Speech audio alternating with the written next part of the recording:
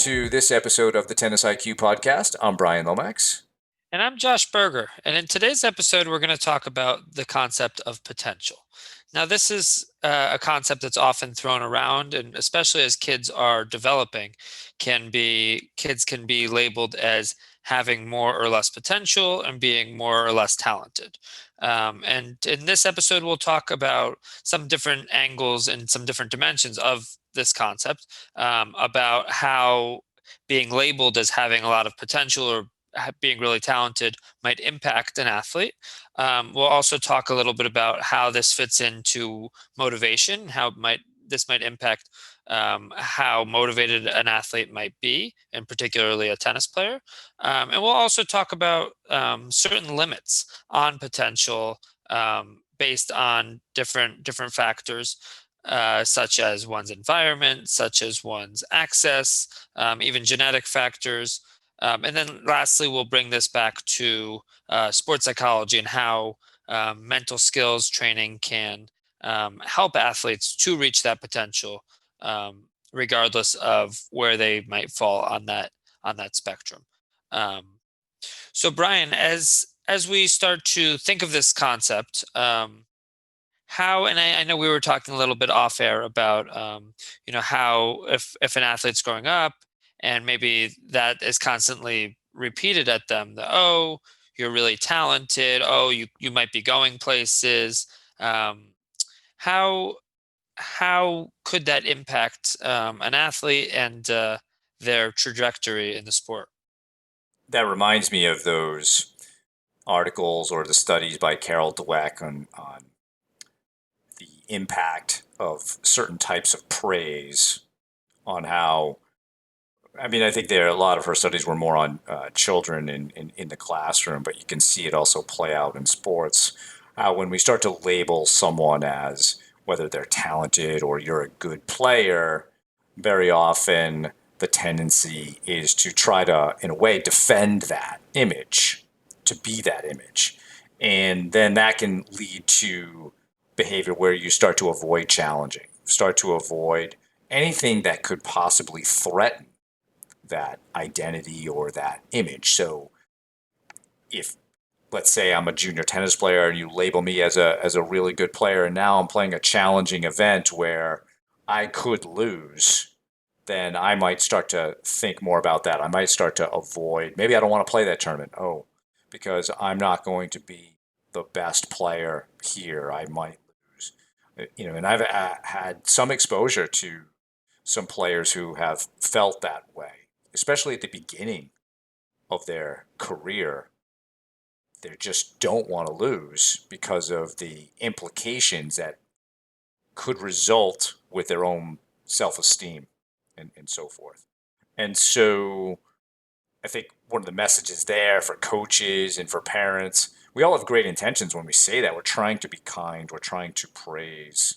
But in terms of what we're actually praising, there could harm the player's ability to pursue their potential because they're going to be shying away from the challenges of that. So instead, what should we be praising? More likely, we should be praising things like their effort, their attitude, some of those controllable behaviors. Um, and I think the research shows that when you do have that type of climate around a player, that type of praise, they're much more willing to work hard on challenges to try to overcome them, even if they may be impossible at that stage of development. Their ability to work toward it will be longer than, say, someone who feels threatened by the idea of not being able to achieve that challenge. So um, I think if people are interested in more content on that, the work of Carol Dweck, Stanford psychologist, on mindset, fixed mindset, and growth mindset, really good resource on all of that. Absolutely. And I think that that's definitely a book that our listeners should check out if they haven't. And what you're bringing up actually reminds me or makes me think about a lot of professional tennis players that I would say fall into the same category. Maybe somebody like a Nick Kyrgios or a Benoit Paire, who's been in the news a lot recently.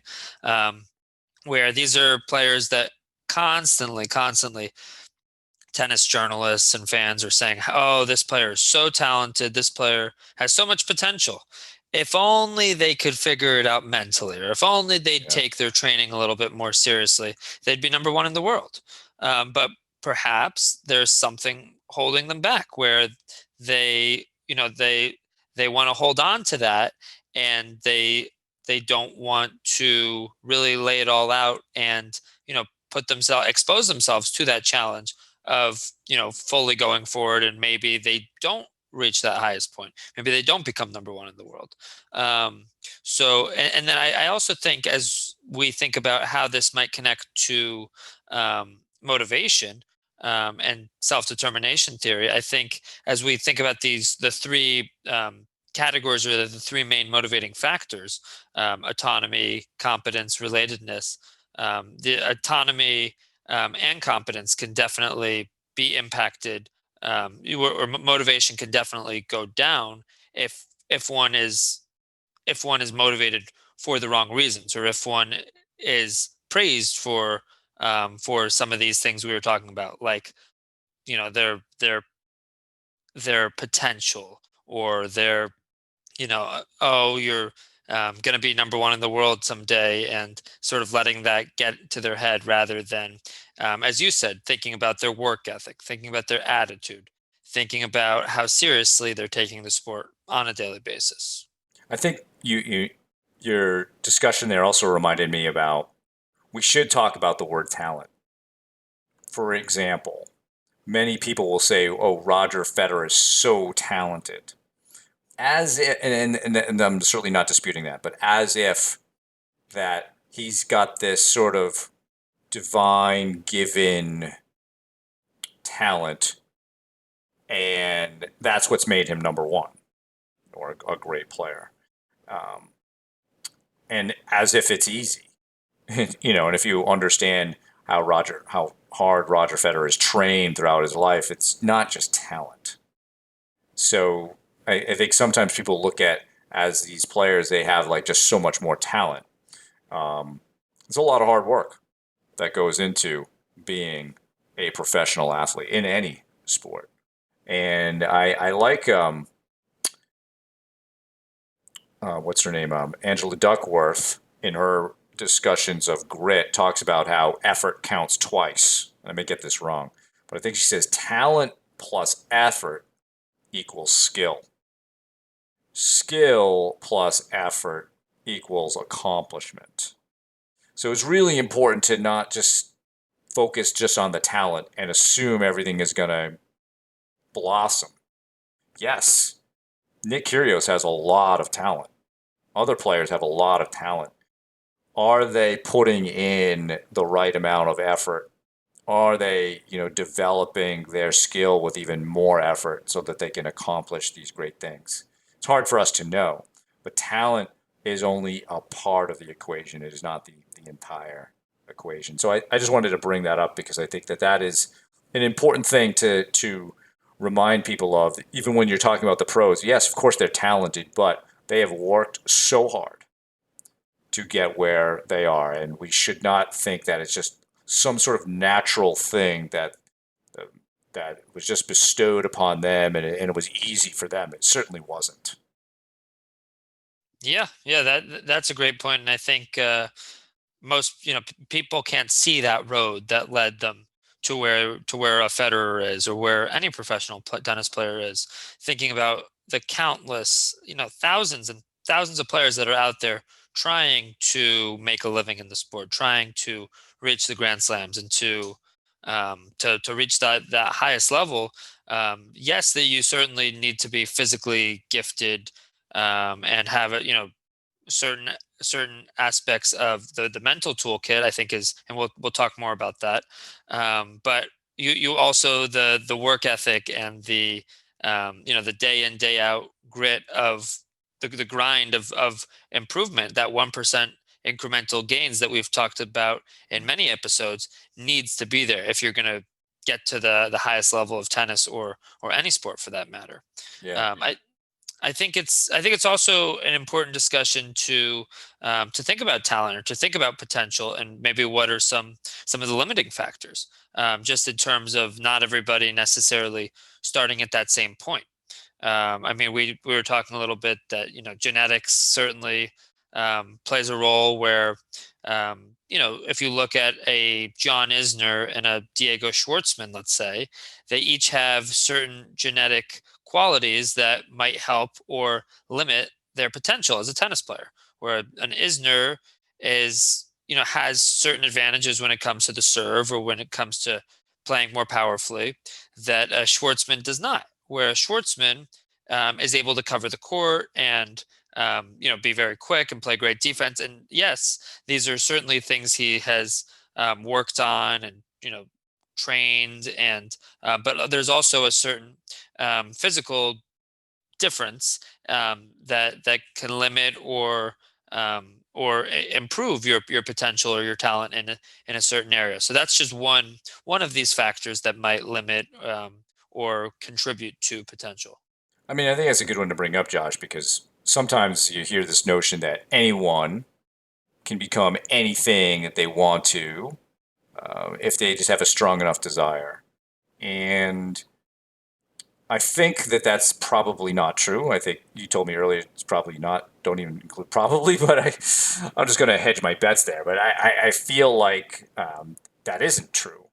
That no matter how much um, certain people want to be the best in the world at something, based on their genetics, as well as, I mean, I think some of the other factors are come into it because it's not a solely one type of thing, right? So when we look at people achieving great results in a sport like tennis, yes, your genetics play a factor, but so does the environment that you're in.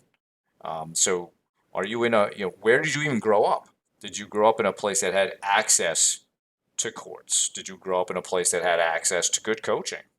Or was your family able to move you to a place like that? So those things certainly are play a part as well as that genetic piece. So because we're not all the same when it comes to genetics, when we look at the makeup of your different muscle fibers, whether it's fast twitch or slow twitch, those types of things, you may be more apt to be a better rower than, say, a tennis player. So these are things that it doesn't mean you can't become a great tennis player, but it doesn't necessarily mean that everyone is a blank slate when they're born and can become absolutely anything that they want. So we're all sort of born into different circumstances with a different set of genes, and those things just realistically play a part in what happens. Yeah, yeah, and I think a point that you brought up about having access to good coaching. I mean, I think certain people are fortunate to be growing up around the sport, and they have, as you said, maybe there's a club nearby, or maybe you happen to live in a part of the country or in a country without any sort of tennis club for hours away. There's a certain luck in terms of where you grow up, or in terms of when you start playing the sport, or when you start taking the sport more seriously. Where maybe you do start, you do find out about that tennis club, and you do start training, but you start training, multiple years later than somebody else whose parent introduced them to the sport at the age of 5, let's say. So there's that also obviously, as we know, is going to have an impact. And also what other sports you're doing or what other activities you're doing. And we've talked in past episodes about how playing multiple sports can has um, a lot of benefits in terms of your general athleticism, and will help you as a tennis player, um, not specializing in tennis too early. Um, and so how can these are some of the factors, like where you grow up, if you have access to coaching, and when you started to play the sport, or when you had access to playing the sport for the first time. and what other sports you were playing and how that might impact um, your athleticism. I mean, Rafael Nadal, for instance, I know we reference him a lot, but his uncle was a professional soccer player. He grew up playing a lot of soccer. Can probably see some of that in terms of his footwork and how he covers the court. I believe Djokovic's father was a ski jumper, if I'm recalling that correctly. And just in terms of Djokovic's flexibility, there's probably certain qualities that carry over there. Um, so thinking about some of these factors, you often see examples at the professional level of athletes whose parents maybe played tennis or another sport at a high level, at a professional level, or another high level, college perhaps, and how that might impact um, your athletic capability. There really are a lot of factors that include the genetic piece, but also a lot of aspects of your environment. Yeah, and I think bringing up the idea of early specialization and how, in general, it doesn't work out great for players. Um, we've discussed having a range or sampling different sports as probably the best recipe because a lot of those other sports will teach you some skills just naturally as part of playing those sports, whether that be vision or footwork, um, maybe just some sort of just general sport IQ. And those things can certainly benefit you when you decide to specialize in a sport like tennis. There was a famous study in the late 80s on Swedish professional tennis players, and all of the ones who had gone on to careers on the ATP tour played multiple sports up until they were 14 or 15, and they actually didn't spend or get really serious about their tennis until about 15 or 16. But when they did, they took it very seriously, as opposed to the players in that study who had specialized early all dropped off around 16, 17 in terms of when they peaked. So those are just some things that to keep in mind. If we're really trying to push our potential, we want to be thinking about giving ourselves a range of experiences, sampling different things, because then when you do decide to specialize, you can bring a lot of that experience together and then be even better at your individual sport. A good book that discusses this concept is Range by David Epstein. And this not only applies in sport, but actually in anything, even one's career. So people who specialize very early, knowing exactly what they want to do in college and right after, don't always do as well as maybe somebody who changed careers midway through their adult life and were able to then bring more experiences to their new gig. So yeah, I think it's just a good to for all of us to try to have more of a range of different things that we do in general. I think even as sports psych professionals, Josh, um, the more experiences that we have outside of sports psychology gives us more metaphors and analogies that we can bring. Even within, working with tennis players, I'm sure you do this at times. I do. I'll use some other sports as an analogy that might resonate. Now I'm not going to say like I have much experience in the kitchen, but I'll use terms like recipe and ingredients and stuff as an analogy outside of the sport that often resonates with people. So you could easily use that with science, formula, and whatever. Um, so just kind of good to, as we're trying to chase potential, let's think about not just specializing in what we do, but bringing a broad range of experiences into it so that it can actually enrich what we do, through that process. Yeah, and we've talked about doubles players, how they can draw up a play like football.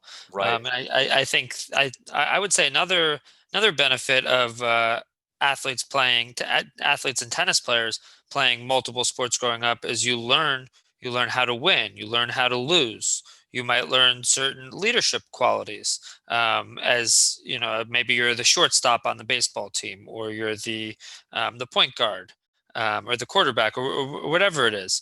And you can apply those leadership qualities in a doubles format, or when you play high school or college or USTA tennis. So sometimes maybe you might pick something up and it doesn't seem particularly relevant or applicable at the time, but down the road, those skills that you've built might actually carry over and could actually have benefits on the court, even if you weren't necessarily expecting it. And yeah, I definitely liked what you were talking about, how our life experiences help us as sports psychology professionals, because yes, there's definitely more metaphors and analogies that can be made, and I think it helps us to relate to those that we work with.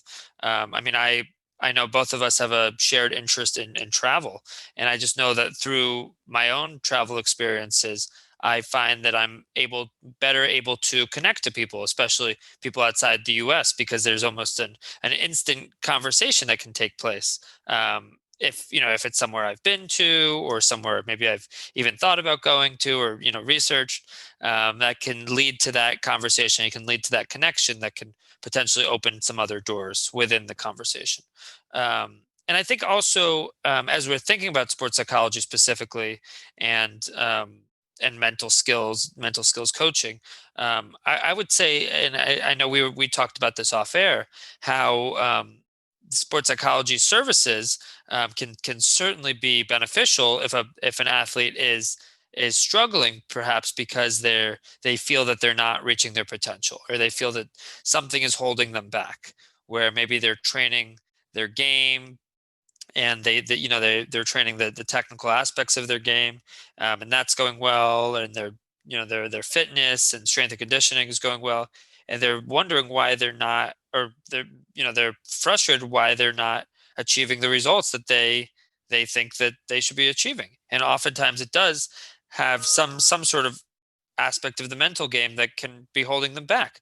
Maybe it's, as we talked about earlier, this sort of fear of failure, or fear of really challenging oneself, because they're holding on to that trophy of having potential, or the ability to be great. Perhaps it's something else, or when they actually are in a high pressure situation, they have a tougher time handling it. Or perhaps, yeah, I mean, there's a whole host of issues, or mental skills that apply in this arena. So I'd say, in your experiences, Brian, have you worked with certain athletes that have gone through this, or have either been told that they have more or less potential, and how have you gone about working with some of them? What are some approaches that you've taken?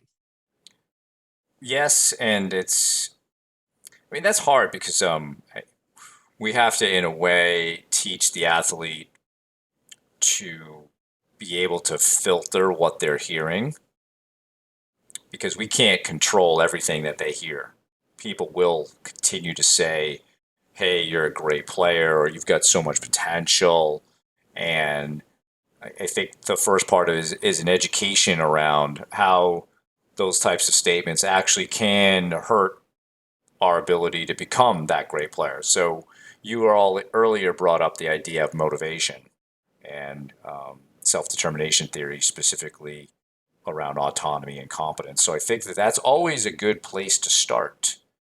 Um, and when we do that, when we start with, okay, let's try to have that goal, like when we were talking about with everything is practice, let's have that goal of trying to become the best player that we can become. And I think when we say it that way, we're giving some credence to our discussion earlier about it's not everyone can become the same thing. Like, how good can I become? That's what we want to instill in us. And so that relates back to, in self-determination theory, the idea of competence. We all have this need to feel, we all have this need to be good at things.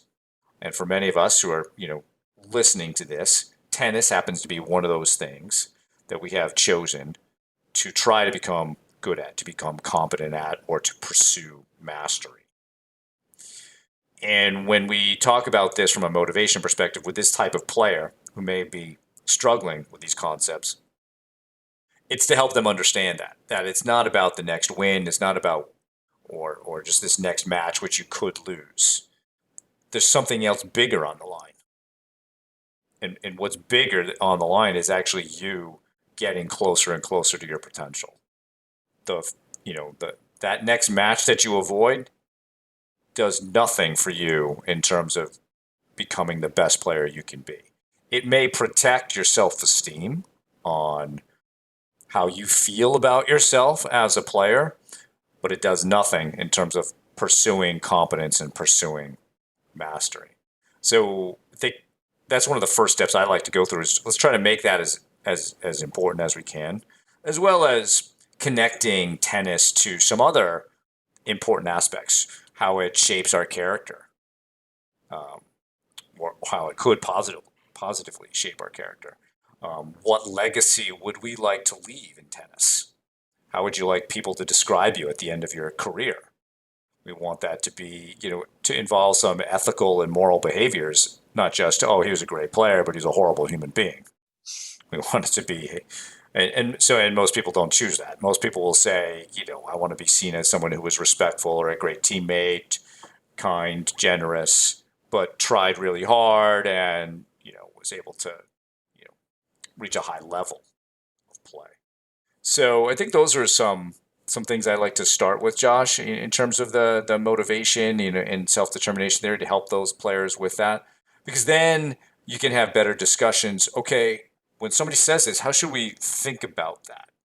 Yes, they have great intentions, but they're not necessarily saying the right thing. So we want to make sure that, and this is why we had discussed everything as practice, is to really help inoculate players against some of these things that are being said so that they know what their true goal is and how these other statements, these other types of praise may affect their psychological game with respect um, to what's being said to them. Yeah, I think you make a good point in terms of getting out ahead of some of these things and sort of building that foundation of the mental skills framework and of talking about self-determination theory and these different attributes. I think also autonomy in terms of being able to make one's own choices Yeah. is a huge piece as well. And I think it brings us back to a conversation we've had in the past of not waiting, not having the sort of fix it approach of waiting until an athlete has reached the point where maybe they're struggling or they are going, having issues on court of throwing their rackets or swearing or whatever sort of emotional things are going on, but not waiting till that point or not waiting to the point of burnout or the point of an athlete wanting to quit the sport, but addressing these things from the start as a player is learning the sport again by piece by piece, using bite-sized chunks, especially if a player is younger, but trying to build that foundation from a young age as somebody is learning the sport, trying to help them understand aspects of sportsmanship, or trying to help them think about why they play the sport, or what makes it fun, or making sure they're playing for the right reasons, that it's not all about winning, that we want to really try to become great or whatever your particular goals are, but just trying to have some of these conversations ahead of time so that we're not sort of in this fix it mode of trying to repair um, a disaster, and trying to fix a situation when it's already too far gone. Yeah. Um, So, do you see a system, Josh, for how that can get introduced earlier? Do you have a sense of how that could be accomplished? Yeah, I mean, in my view, as players are learning the game, and oftentimes in the U.S., it's, I mean, it takes place different places. Perhaps it's at a park, perhaps it's at a tennis club, perhaps it's at an academy. But whatever that development process looks like, oftentimes, maybe a player. I can speak for our club at the Tennis Hall of Fame. we have players as young as 4 years old that play. So what it looks like at in red ball for 4 to 6 year olds, let's just 4 to 7, um, compared to yellow ball, which is that highest level of juniors, kids starting at maybe 12 years old. What that's going to look like is going to be different. But I think having a systemic approach at the academy level or at the club level, even at the Parks and Rec level, where I mean, wherever a player is playing, wherever players are learning to developing the sport, developing their game, I think it should be introduced. And I would also say for adults, as adults are learning the sport, sometimes I will interact with adults who are just picking up the sport for the first time, or maybe I often will get the story that they've played 20 years ago or 25 years ago in high school or growing up a little bit, and then they put the racket down and now they're looking to get back into it. So I think it's important as somebody is getting back into it. I'll often ask, one of my first questions will be, that's great. What inspired you to give it a go, or what inspired you to come back to the sport and to at least get them thinking about that, or to at least start that conversation. But I think it's important to whatever level a player is in their development to be trying to incorporate a lot of these mental skills um, into that foundation, into the development, because I think it'll just make the development process easier. There'll be hopefully fewer roadblocks along the way, and when you hit some of these different roadblocks, some of these common roadblocks, like feeling like you're burned out, for instance, or losing motivation, you have the tools necessary, and you know that, okay, this is the time to apply those tools. So I think whether it's a 6 year old that's been playing the sport for a year, or it's a 50-year old that just started playing again after a 25-year hiatus, the same thing applies. That if they recognize, let's just go back to that burnout example, that maybe they've been playing a little too much, that maybe what they need is a break, or what they need is to go back to thinking about those reasons for why they play in the first place. So I think for regardless, it's important to have that sort of mental skills training and mental skills conversations along the way. And I think if we think about when players are beginning the game, coaches, parents, probably even players themselves, they look at everything as physical or technical. And I think this is where the tennis industry needs an expansion of vocabulary, because I think that's what we want to be actually teaching players is a better vocabulary for training. So even a basic one could be, can you express your how you're feeling, not as like, oh, I am nervous, and instead say something like, I'm feeling nervous, right? Teach them to disassociate the feeling from the person or the experience from the person. So I might be experiencing some struggles or I'm experiencing some failure. I am not a failure.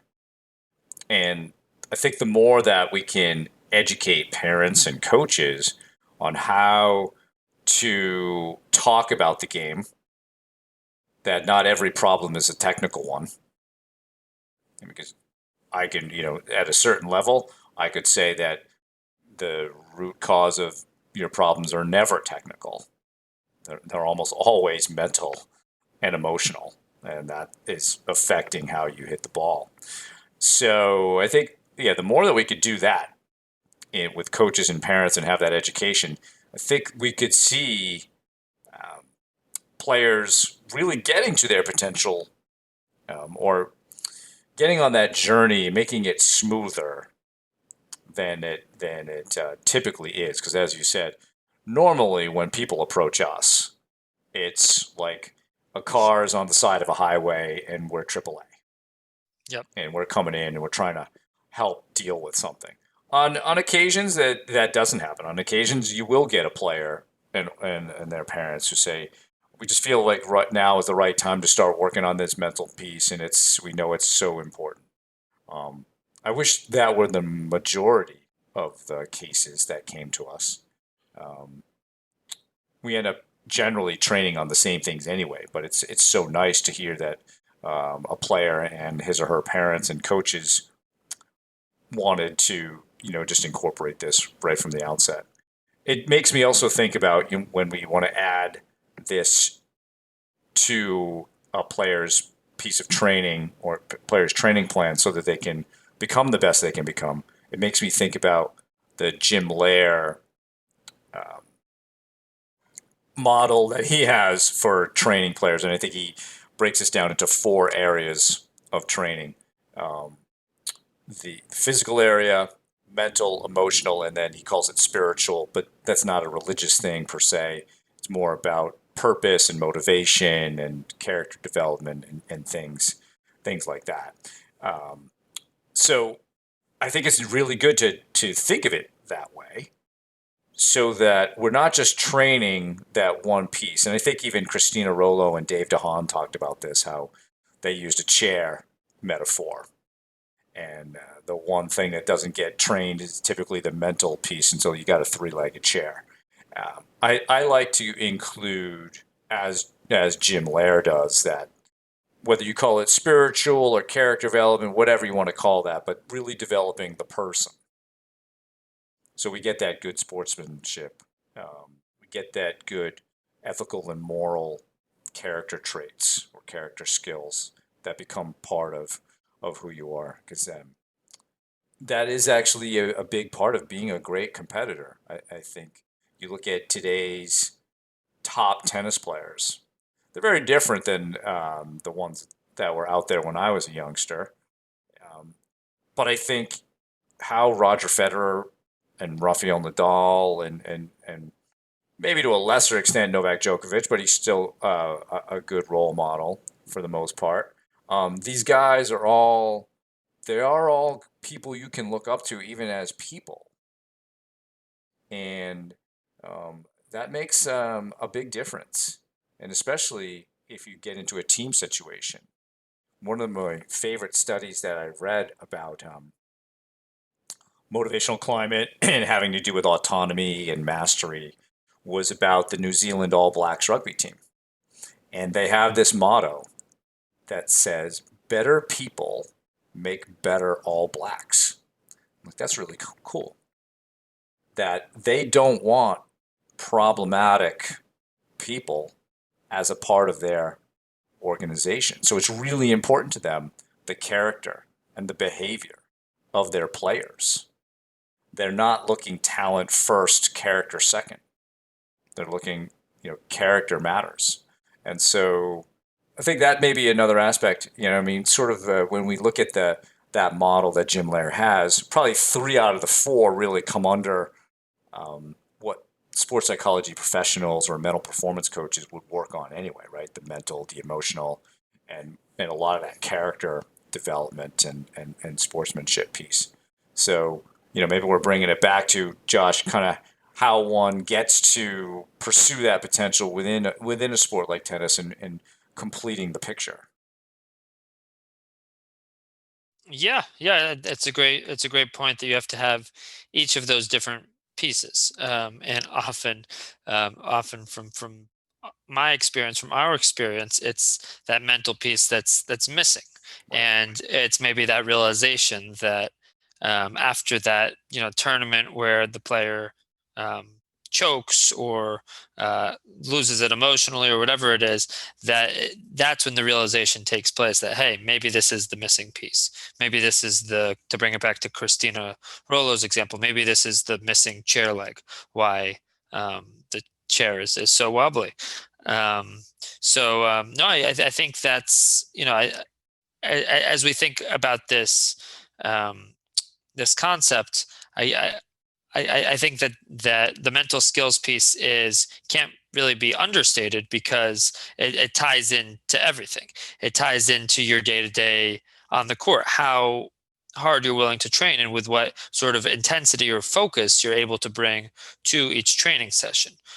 What's your reason for playing in the first place? Are you able to stay in the moment or to redirect your thoughts and attention back to to the moment time and time again? Or are you lost in thought thinking about something that happened earlier in the day? So I think it all really connects to the mental game. Even things like the physical, your workouts and the strength and conditioning piece. Having put in the homework and putting in the due diligence on the mental side will pay dividends in that regard as well. So again, as much as athletes are developing, learning some of these skills early and developing them alongside their physical skills and technical skills can really set an athlete up for success in a more holistic way and a more sustainable way too, I would say. Yeah. I think another way we can think about potential too is that the idea of that performance equation. So actual performance equals potential performance minus interference. And when we're thinking about that equation, we're yes, we can always be looking to increase potential, but we're always looking to minimize that interference. And where does that interference typically come from? It's generally from that mental and emotional piece, maybe from the character as well. So that can just be something that people keep in mind as they are training or over the long term, because we would love for our actual performances to be really close to our potential performance. They may never get there. It's sort of like approaching perfection, or in math, the idea of approaching infinity. One never quite gets there, and that might be how we should think of potential.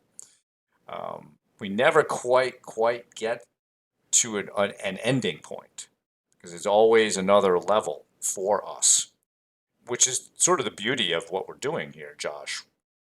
Right? Because it's not like, say, at age 30, oh, you just hit the potential ceiling. You're done. There's nothing left for you to discover in your tennis journey. That just never happens. Maybe at a certain age, some parts of your game are going to start declining, and maybe your performances are not going to be continue to go up forever. Right? That may not happen, but very often there are new levels to everything that we do, and there's no real top level there. So if we can be thinking about potential in that regard and trying to get ourselves as close as possible to that, and the mental training and the emotional training can really help you reduce that cognitive interference, reduce the distractions or the other things that are going on that are not allowing you to get as close as possible. I just think that that's a great way to train, and you could even simply make a list. All right, what are the things that get in my way? What are the sources of interference in my own game? My guess is that you're going to discover the majority of them has something to do with your mental and emotional game. Absolutely, absolutely, and I think that would be a good um, a good thing for our listeners to do, assuming they're tennis players, which I'd say most certainly are. But to think or think about the areas of interference in other parts of your life as you're going to get worked on, let's just say, and writing them down is a great place to start in terms of being able to limit that interference. And again, it's not we're not going to be able to reach that perfection, that point of never being distracted or never having that sort of interference from our game, and from performing well on a daily basis. But um, going towards it and aiming for perfection or aiming for potential is the key, or one of the keys to achieving excellence, or to achieving peak performance and a high level performance. It's referred to as peak performance, not perfect performance. And right, so we want to do these things that are within our control to give us the best possible chance to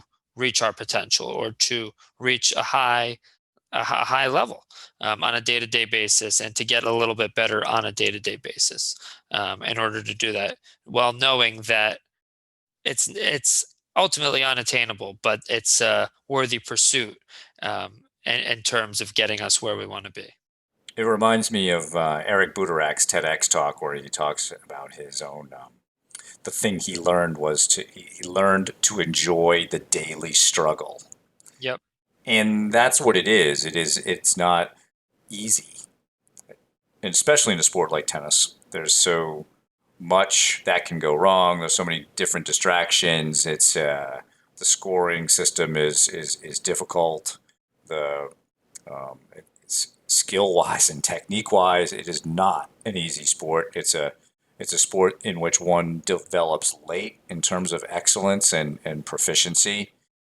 That in itself is a challenge with the sport. It's not like some other things where one could pick up a skill or another sport much more quickly. That doesn't really happen in tennis because of the technique and the athleticism and even just the mental maturity required to get there. So the more that we can learn to enjoy that daily struggle, to enjoy the journey toward our pursuit of perfecting our games. I think you put it nicely there, Josh. It's not something we can actually attain. Um, and certainly perfection is perhaps another topic for another episode at some point about because there do seem to be a lot of perfectionists in the game. And there's certainly some good parts of perfectionism, and then there's some maladaptive pieces. And I think we're trying to talk about the more beneficial aspects of that, having high standards and pursuing that. So, but if we can learn to enjoy that struggle, you will appreciate the things that you achieve so much more than if you hate the process. And I think a lot of this does come back to the process, Josh, is to truly chase that potential, to truly pursue that or pursue perfection in your game, the more you've got to understand the process of how to do it and then the process of performance that goes into tennis. Absolutely, absolutely. Having a more comprehensive understanding of what that looks like, of what high performance looks like as a whole, and for you. I know Brian, you've brought up this concept of recipes, and what is your recipe for performing well, or for a great performance. So when athletes can have a better understanding of performance itself and of themselves and how they perform well, then it's going to make that whole process. And again, we go back to this word of process of achieving, of reaching higher heights, and of ultimately reaching that potential, or quote unquote potential, and their capability. It's going to make that all a lot easier. It's going to be a smoother process. Yeah. So, I was glad that you brought this up as a topic today for potential because it's a tricky word. It, can one actually fulfill one's potential? I think we're kind of saying no, right? Because it's sort of that idea of pursuing perfection. We don't quite get there, but that doesn't mean it's not a worthy pursuit in that. Can anyone become anything in the world? Probably not, given a lot of other factors. But again, where we are today, whoever we are, can we pursue tennis or some other piece to see how close we could get to our potential in that? So, what are some closing thoughts, Josh, from you? Yeah, I would say thinking about, what can you do each and every day just to get a little bit closer to achieving to achieving, that potential, your potential in tennis or in your domain. And I think it really comes back to those small habits, those 1% incremental gains. And we've talked about how, and this is sort of a little bit of a math trick, but this, if you do get 1% better each day, you get, I think, something like 37 times better over the course of a year, because that 1% compounds itself each day. Yeah, Where if you were to get 1% worse, it goes in the other direction, and you have a tiny fraction of that. So just thinking about what each person can do on a daily basis, just to get a little bit better, a little bit closer to that pursuit, that ultimate goal, and not getting ahead of ourselves, not letting the how far you have to your goal, not letting that get in your head or get in your way, but just trying to make a small little improvement each time you're on the court or each day and just get a little bit closer and noticing that, being aware and celebrating those small wins. um, I think helps that become more sustainable, helps that excitement or motivation that you feel about the process, about the improvement. It helps it be sustain itself for a lot longer. It means that you're more likely to put in the work for a long period of time to get where you want to get ultimately, and you don't get discouraged by that bad day on the court or by that slump or by that match that maybe you feel that you shouldn't have lost. Well, that's a great closing message, Josh. Thank you. And thank everyone for listening. That's our show for today. For more on today's show, please check out the show notes. If you have any feedback for me and Josh, you can send your questions to tennisiqpodcast@gmail.com. You can also use the Twitter hashtag tennisiq. Additionally, please subscribe to the show on your podcast platform of choice, including YouTube, so that you can be notified of new episodes. We're also putting up notifications on our Instagram account, Tennis IQ Podcast. Thanks again, and we will talk to you soon again in our next episode.